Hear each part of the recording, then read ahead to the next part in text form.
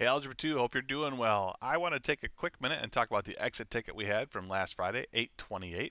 I just want to kind of go over it real quick. I saw some interesting answers. By interesting, I mean not correct. So I want to make sure that we're all on the same page as we're working through this. So I'm going to head on over to the board and meet me there.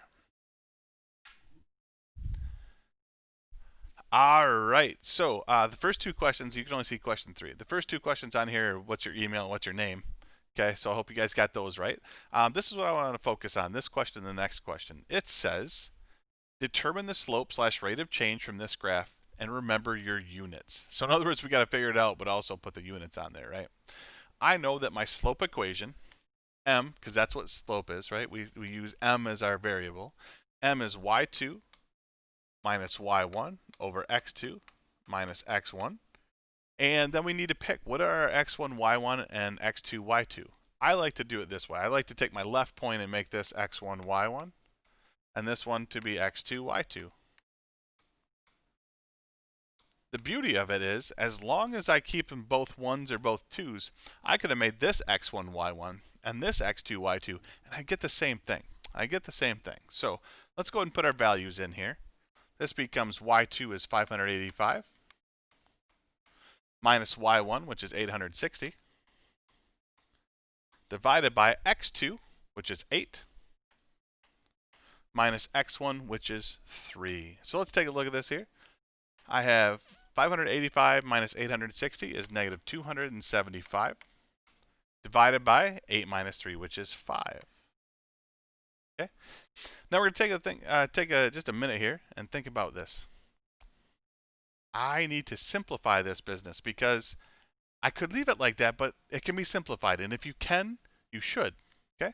So here I've got negative 275 divided by 5. And if I simplify that, this becomes negative 55. That is m. That is fine. That is m. Negative 55. Okay. So let's take a look at a couple things here real quick. This line going from left to right is going downhill. It is going downhill. That is great news because we got a negative slope. Had we gotten a positive number out of this, we would have been in a lot of trouble because that is definitely a downhill slope. Okay, so we're doing well there. Okay, the other part is, what are my units? Well, I remember slope is rise over run, or the change in y divided by the change in x. So let's see, what is the y? So the change in y, so dollars per, or division, right, per months.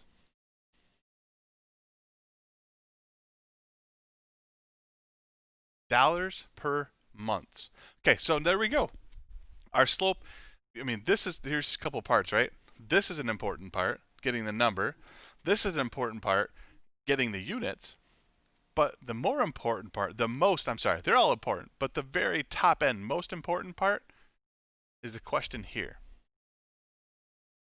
From the same graph, explain in context what the slope or rate of change actually means. In other words, what's the real world saying about this? I'm going to rewrite it here. So we got negative $55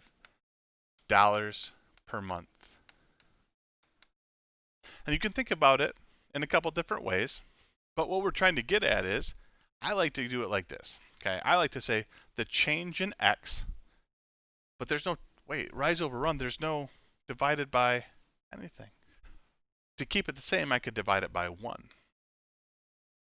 So in other words, here's how I think about this.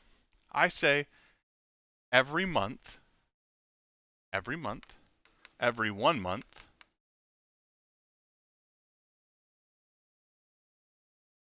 the balance, because that was on the y-axis, decreases by $55.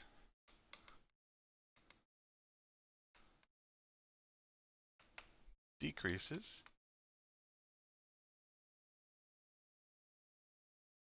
by $55. So if you ever come to a word problem, and hopefully you've done the word problems here, if you ever looked at those and said, well, what does that mean in context?